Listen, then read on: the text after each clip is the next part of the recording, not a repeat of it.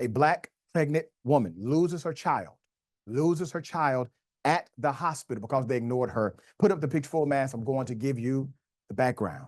It is going to make your blood boil.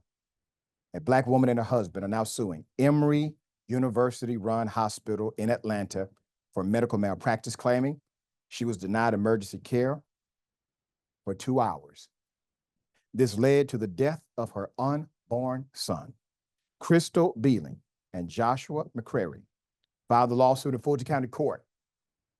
The suit accuses Emory Healthcare staff, which is in Georgia, of failing to provide medical treatment to the Black woman. Here is how the horrific night at the hospital played out. The suit states that the couple informed at least 5 employees in the ER of her condition. This included severe pain in her stomach, heavy vaginal bleeding, and nausea. She claims the staff then ignored her for 20 minutes until she was asked to complete intake forms. She was 38 weeks pregnant.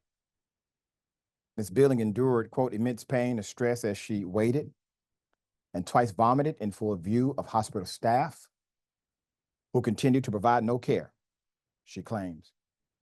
She was then taken to the maternity emergency waiting room in a wheelchair and then placed along a hallway against the wall. She was told she had to wait because a shift change was taking place. She observed a new group of 3 or 4 employees take their positions in the maternity ER waiting room who failed to offer any treatment, examination, aid, or evaluation to her. One employee ate a meal right in front of her. And when she again posed the question, when would she get medical attention? Another one said dismissively, quote, somebody's already talked to you about that, end quote. While the hospital staff continued to ignore her, Ms. Bealing noticed that her unborn son's previously vigorous kicking became less frantic and soon stopped altogether. Alarmed by that and still bleeding and in pain, quote, it was clear that defendants had no intention of examining or treating her, end quote. And Bealing then asked her husband to take her to another hospital. Their complaint states, the suit alleges no one attempted to speak with them. They eventually left, made the drive to a new hospital. Unlike the treatment she received at Emory, the staff at Piedmont Hospital snapped into action. Full disclosure, I happen to serve on the board of that hospital. She alleges upon learning Mrs. Bealing was pregnant and had vaginal bleeding, they put her in a wheelchair and rushed her to the maternity emergency room, where at least 5 doctors assembled around Mrs. Bealing and immediately triaged, admitted, and began to treat her, starting an ultrasound within minutes at 11:52 p.m.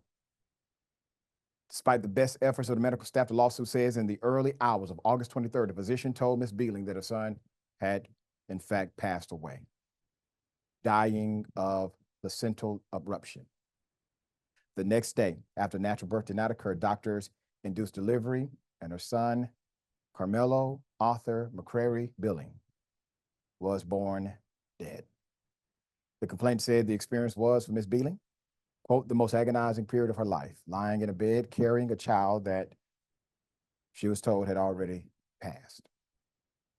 This is certainly not the first time this has happened in Georgia. Georgia had the 9th highest infant mortality rate in 2022, with about 7 babies dying out of every 1,000 live births. According to data from the CDC, the overall infant mortality rate in the U.S. was 5.61 per 1,000 live births. Black infant mortality rate in Georgia was even higher, with 9 infant deaths per 1,000 live births. We've been dealing with this for years. I remember the first time I lectured at Morehouse School of Medicine. This was 7 years ago. The data had came out at that point that showed we in America, through our hospitals, are killing women, in particular Black women babies and Black women at the same time. This is something that could obviously be solved with care, concern, and direct protocol adherence. All right, very sad. We're going to bring you updates on this story. Jackson, thoughts here? Well, especially because the second hospital, Piedmont, that she went to immediately paid attention to her, immediately got on it.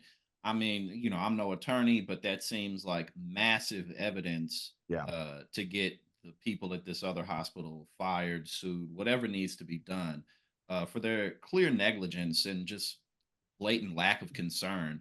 I mean, for you to just be like, "Oh, someone's already talked to you about that. I'm eating. I've already been." Where's your passion? Where's your real conviction for the job that you do?